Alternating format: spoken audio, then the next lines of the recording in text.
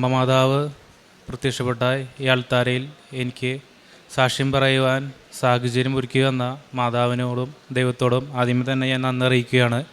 എൻ്റെ പേര് റാഫേൽ എന്നാണ്. ഞാൻ തൃശ്ശൂർ ജില്ലയിൽ നിന്നാണ് വരുന്നത്. ഞാൻ 2023 സെപ്റ്റംബർ മാസമാണ് ഞാൻ ആദ്യമായിട്ട് ഉടമ്പടി എടുക്കുന്നത്. എൻ്റെ പ്രധാനമായ ഉടമ്പടി വിഷയമായിരുന്നത് ഒരു കുഞ്ഞിനെ നൽകണമെന്നായിരുന്നു എൻ്റെ പ്രധാനമായ വിഷയമായിരുന്നത്. കാരണം എന്താ വെച്ചാൽ 2 വർഷമായിട്ട് കുഞ്ഞുങ്ങളുണ്ടായിരുന്നില്ല. 2 പ്രാവശ്യം ക്യാരിയിങ് ആയിരുന്നെങ്കിലും 2 പ്രാവശ്യം കണ്ടിന്യൂസ് ആയിട്ട് അബോർട്ടാവുക ചെയ്തിരുന്നത്.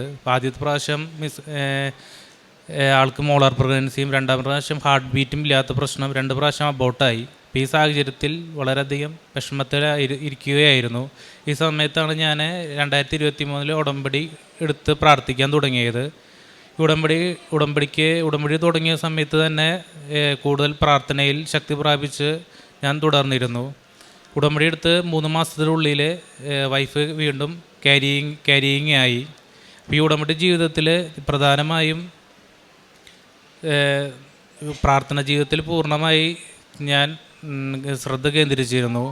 അതുപോലെ തന്നെ കൂടുതലായി പ്രേക്ഷിത പ്രവർത്തനങ്ങളിൽ കൂടുതലായിട്ട് ഞാൻ ശ്രദ്ധ ചൊലിച്ചിരുന്നു. ഞാൻ പ്രേക്ഷിത പ്രവർത്തനങ്ങളിൽ കൂടുതലായി ചെയ്തിരുന്നു പത്രപ്രവർത്തനമായിരുന്നു. കൂടുതലായിട്ട് ഞാൻ ആദ്യമേ തന്നെ ഉടമ്പടിയിൽ ആദ്യമായിട്ടാണ് ഞാനിങ്ങനെ ആക്ഷൻ ഓറിയൻറ്റഡ് ആയൊരു പ്രാർത്ഥനയിലേക്ക് ഞാൻ വരുന്നത്. കൂടുതൽ പ്രാർത്ഥിക്കുമെങ്കിലും പള്ളിയിൽ പോകുമെങ്കിലും കൂടുതലായിട്ട് ഞാനിങ്ങനെ ചെയ്യുമായിരുന്നില്ല. ഉടമ്പടി എടുത്തതിന് ശേഷമാണ് കൂടുതലായിട്ട് പ്രാവർത്തികമായിട്ട് ഞാൻ പ്രാർത്ഥനയിൽ ഉൾക്കൊള്ളാൻ തുടങ്ങിയത്.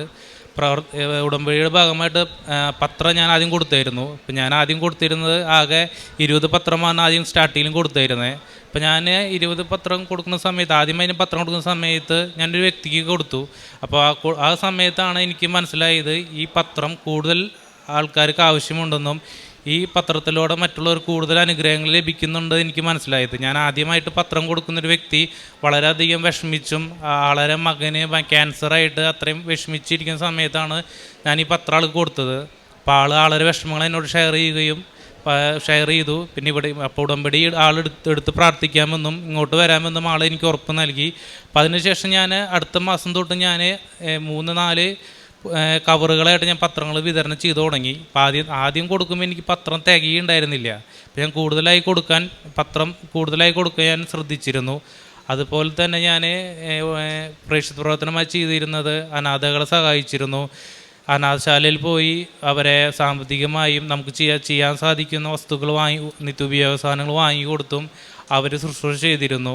ഇതെല്ലാമാണ് ഞാൻ പ്രേക്ഷിത പ്രവർത്തനമായി ചെയ്തിരുന്നത്. പിന്നെ അതുപോലെ തന്നെ ഞാൻ ഉടമ്പടി വസ്തുക്കൾ ഉപയോഗിച്ചിരുന്നത് എങ്ങനെയാണെങ്കിൽ ഉടമ്പടി തൈലം ഞാനും വൈഫും നെറ്റിയിൽ പുരട്ടി വിശ്വസ്രമാണം ചൊല്ലി പ്രാർത്ഥിക്കുമായിരുന്നു.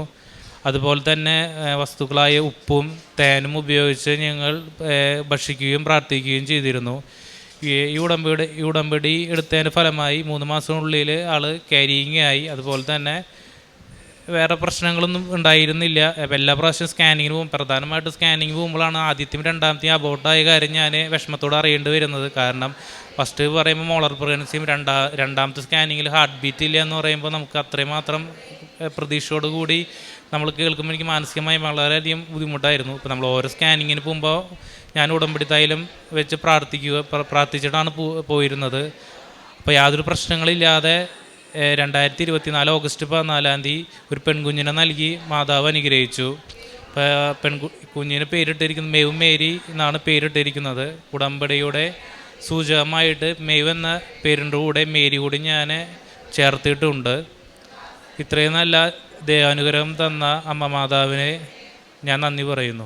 യെശയ്യാ 12:5 കർത്താവിന് സ്തുതി പാടുവിൻ, അവിടുന്ന് മഹത്വത്തോടെ പ്രവർത്തിച്ചു.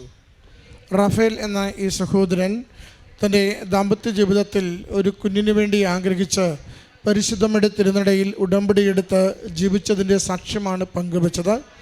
ആദ്യത്തെ 2 കുഞ്ഞുങ്ങൾ മിസ്കാരേജ് ആയപ്പോഴാണ് അമ്മയുടെ സവിധത്തിൽ ശരണം തേടി പ്രാർത്ഥിക്കുന്നത്.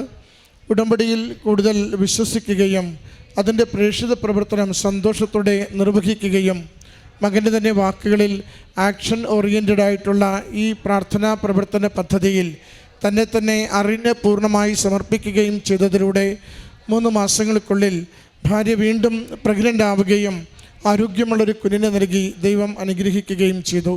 അതിൻ്റെ സന്തോഷമാണ് ഈ എഴുത്താരയിൽ ഈ കുടുംബം സ്നേഹത്തോടെ സമർപ്പിച്ച് സാക്ഷ്യപ്പെടുത്തുക. രണ്ടുപേരും സഹോദരൻ പറയുന്നുണ്ട്, എന്നും ഉടമ്പടി തൈലം ഉദരത്തിൽ പൂശി പ്രാർത്ഥിക്കുമായിരുന്നു.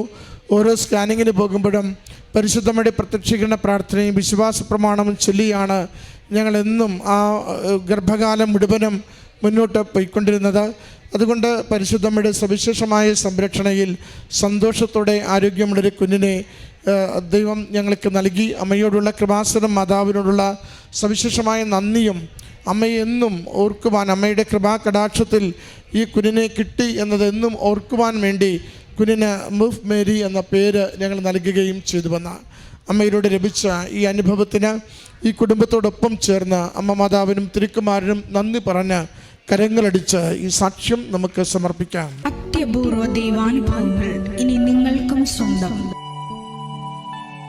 ഈ യൂട്യൂബ് ചാനൽ ഇതുവരെ സബ്സ്ക്രൈബ് ചെയ്തിട്ടില്ലെങ്കിൽ ഇപ്പോൾ തന്നെ സബ്സ്ക്രൈബ് ചെയ്യുക. ഈ വീഡിയോ ഇപ്പോൾ തന്നെ നിങ്ങളുടെ സുഹൃത്തുക്കൾക്ക് ഷെയർ ചെയ്തുകൊണ്ട് കർത്താവിൻ്റെ പ്രേക്ഷിതരാകുക.